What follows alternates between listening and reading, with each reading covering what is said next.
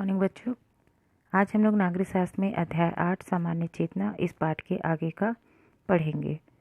इस पाठ में हम सड़क पर होने वाली दुर्घटनाओं के बारे में पढ़ रहे थे कि हम कैसे असावधानी के चलते दुर्घटना के शिकार हो जाते हैं। हमें किन किन बातों का ध्यान रखना चाहिए सड़क पर चलते समय। सड़क पर चलने के लिए हमारे लिए कौन कौन सी सुविधाएं बनाई गई हैं, इसको हम पढ़ रहे थे। आज की क्लास में हम आगे का पढ़ेंगे। कर्ज एवं बचत। किशन को अपने घर के बैलों से बहुत लगाव था। वह रोज उन बैलों को नहलाता और चारा डालता था। बैल भी किशन को अपना अच्छा मित्र समझते थे। पिताजी सुबह उन बैलों को साथ लेकर जाते थे और बैल भी दिन भर मेहनत करने के बाद उसके साथ घर लौटते। एक दिन किशन ने अपनी माँ और पिताजी को आपस में बात करते सुना। वे किशन की दीदी के विवाह के बारे में चर्चा कर रहे थे। तब उसके पिताजी कहते हैं, किशन की माँ, कुछ ही दिनों बाद हमारी बिटिया का विवाह है। मुझे रोज़ इस बात की चिंता होती है कि शादी के लिए पैसों का इंतजाम कहाँ से होगा। तब उसकी माँ कहती है, हम क्यों ना अपनी बिटिया का विवाह पूरी सादगी से करें। पड़ोस में लाला जी के यहाँ भी तो कुछ दिन पहले शादी हुई थी। उन्होंने तो बहुत अच्छी तरह से केवल आवश्यक संस्कारों को पूरा किया। तब उसके पिताजी कहते हैं, आज समाज में इसी तरह का चलन है। 3-4 दिनों तक चलने वाले कार्यक्रम के स्थान पर एक ही दिन में आवश्यक रस्मों को पूरा करके हम फिजूल खर्ची से बच सकते हैं। उसके बाद में उसकी माँ कहती है, आप हिसाब लगा कर देखिए कितने रुपयों की ज़रूरत होगी। उसके बाद में उसके पिताजी कहते हैं, मैंने हिसाब लगा लिया है। हमें कम से कम 10 से 12 हज़ार रुपयों की आवश्यकता होगी। प्राथमिक साख सहकारी समिति से जो खाद बीज दवा के लिए पैसे मिले थे, उसका ऋण भी वापस करना है। उसकी माँ कहती है, आप किशन के मामा से बात क्यों नहीं करते। तब उसके पिताजी कहते हैं, किशन के मामा जी ने कुछ सहायता तो सहकारी समिति से करवाई है, उसके बाद भी इतने पैसों की आवश्यकता है। उसके बाद उसी समय किशन के भैया बिशन और उसकी पत्नी देवकी वहाँ गए। किशन के भैया ने कहा, पिताजी, मैंने कुछ पैसे बचा कर रखे हैं जो कि लगभग 2,500 से 3,000 हैं। उसके बाद उसके पिताजी कहते हैं बड़े दुखी मन से, बिशन, तुम चिंता मत करो, हम बाकी के पैसों का इंतजाम बैलों को बेचकर कर लेंगे। उसके बाद में किशन वहाँ बैठा सारी बातें सुन रहा था। उसने रोते हुए कहा, नहीं, मैं अपने बैलों को बिकने नहीं दूंगा। बैलों से उसे बहुत प्रेम था, इसलिए वह अपने बैलों को बिकने नहीं दूंगा करके कहता है।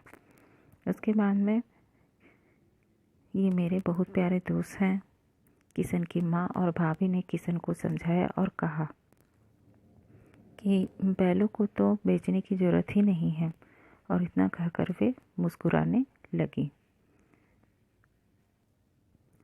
किशन के पिताजी फिर कहते हैं, किशन की माँ, तुम इस बात को गंभीरता से नहीं सोच रही हो। उसकी माँ कहती है, आप हमेशा यह कहा करते थे। मैं और आपकी बहू गांव की महिला मंडली की बैठक में क्या करती हैं। उसके बाद उसकी भाभी यानी किशन की भाभी कहती है, पिताजी, आपको याद होगा कुछ समय पहले तक हमारे क्षेत्र की वनोपज जैसे इमली, आम, चार को व्यापारी या दलाल बड़ी होशियारी से सस्ते दामों में खरीदकर लाभ का बड़ा हिस्सा खुद ले लेते थे।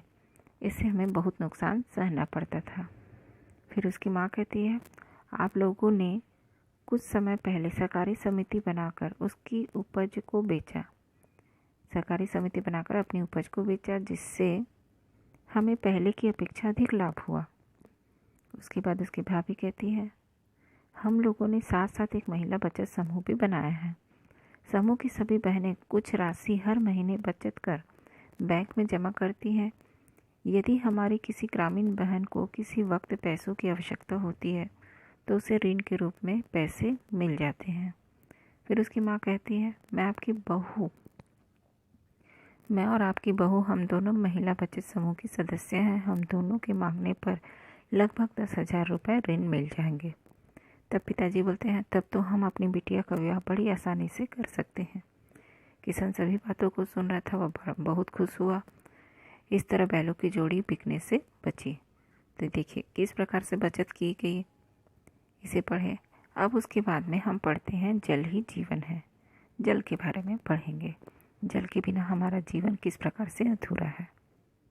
तो देखिए जल ही जीवन है, जल किस प्रकार से हमारे लिए जीवन है इसको आप समझते ही हैं, लेकिन इस पाठ में जल के बारे में पढ़ते हैं। घर के सभी लोग प्रतिदिन की तरह अपने अपने कामों की तैयारी कर रहे थे। प्रियंका जो पास की ही पूर्व माध्यमिक शाला में पढ़ती थी, वह सुबह अखबार पढ़ते पढ़ते चौंक पड़ी और आवाज़ देकर अपनी माँ से बोली। तब फिर प्रियंका क्या बोलती है, माँ कल नल में पानी नहीं आएगा। उसकी माँ कहती है, लो एक तो वैसे ही कुछ दिनों से नल में पानी कम आ रहा था, कल आएगा ही नहीं, क्या बात हो गई।